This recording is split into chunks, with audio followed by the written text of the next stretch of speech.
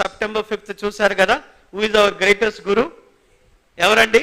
Doctor Sarvepalli Radhakrishnan. Doctor Sarvepalli Radhakrishnan ఒక జన్మదినాన్ని ఏం పిలువబడతా ఉంది?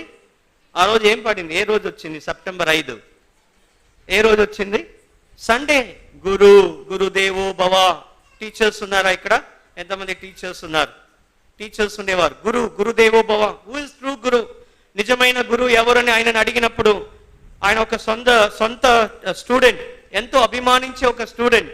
ఆయన పేరు సుధాకర్, పాల్ సుధాకర్. పాల్ సుధాకర్ ఆయన పేరు. మెనన్, పాల్ సుధాకర్ మెనన్.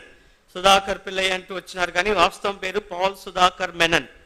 ఒక బ్రాహ్మణ కుటుంబం నుండి, కేరళ నుండి బ్రాహ్మణుడు. రాధాకృష్ణన్ అంటే, సర్వేపల్లి రాధాకృష్ణన్ అంటే చాలా అభిమానం ఆయన. నాకు మీరు చాలా బిజీ అయిపోయారు, ప్రెసిడెంట్ అయిపోయారు, ఇప్పుడు మీకు సమయం ఉండదు, కానీ మీరంటే నాకు చాలా అభిమానం, చాలా ప్రేమ. మీరు హిందూ మైథాలజీలో ఆయన డాక్టరేట్ చేశాడు, వరల్డ్ మేజర్ రిలీజియన్స్లో. అటువంటి ఆయన దగ్గరికి వెళ్ళి సర్వేపల్లి రాధాకృష్ణన్ దగ్గర, గురుగారు నాకు ఏదైనా ఒక గురువు అంటే పరిచయం చేయడి అన్నాడంట.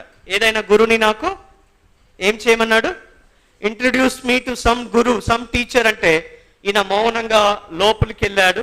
లోపలికి వెళ్ళి తన రూమ్లో నుండి వచ్చిన తర్వాత ఒక న్యూ టెస్ట్మెంట్ బైబిల్ తీసుకొచ్చాడంట. ఏం తీసుకొచ్చాడు? ఒక new testament blue colour Bible తీసుకొచ్చి, ఇందా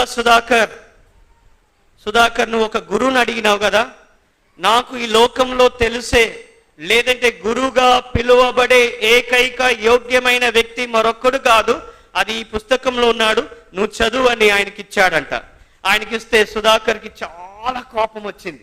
ఎందుకంటే ఈయన పక్క బ్రాహ్మణుడు, ఒక హైందవుడు వచ్చి ఈ ఒక పుస్తకం ఇవ్వడం ఏంటి?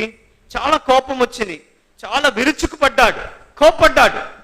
కానీ గురు మీద ఉన్నట్టు అభిమానం బట్టి ఏం చెప్పలేక మౌనంగా ఆ పుస్తకాన్ని తీసుకొని వెళ్ళిపోయాడు. తీసుకొని వెళ్ళి, నువ్వు చదువు, ఈ పుస్తకంలో ఉన్నట్టు నువ్వు గురువును చదివితే నువ్వు ఎన్నడూ కూడా నా అవసరత నీకు రాదు అని ఎవరన్నారు? సర్వేపల్లి రాధాకృష్ణన్ అన్నమాట వాస్తవంగా జరిగింది. ఆయన వెళ్ళాడు, చదివినాడు, యేసు ప్రభుని సొంత రక్షకుడుగా అంగీకరించాడు. తన జీవితం అద్భుతంగా మార్చబడింది. ఇంకా ఎన్నడూ కూడా రాధాకృష్ణన్ అవసరత రాలేదు, కానీ రాధాకృష్ణన్ పరిచయం చేసినట్టు గురుతో తన జీవితం ముడిపెట్టుకున్నాడు, తన ప్రయాణం ముడిపెట్టుకున్నాడు. కాబట్టి ప్రియమైన వాళ్ళారా, why am I telling all this example? Because ఈ యొక్క బైబిల్లో మనకు పరిశుద్ధతను, సత్యమును, జ్ఞానమును, వెలుగును అన్నిటి మనకిస్తుంది. కాబట్టి దయచేసి దేవుని వాక్యముని ఏమాత్రం మీరేం చేయకూడదు, నిర్లక్ష్యం చేయకూడదు. కాబట్టి మొట్టమొదటి ఆహ్వానం ఇక్కడ మనం చూతరైతే, ప్రయాసపడి భారం. ఏం భారం?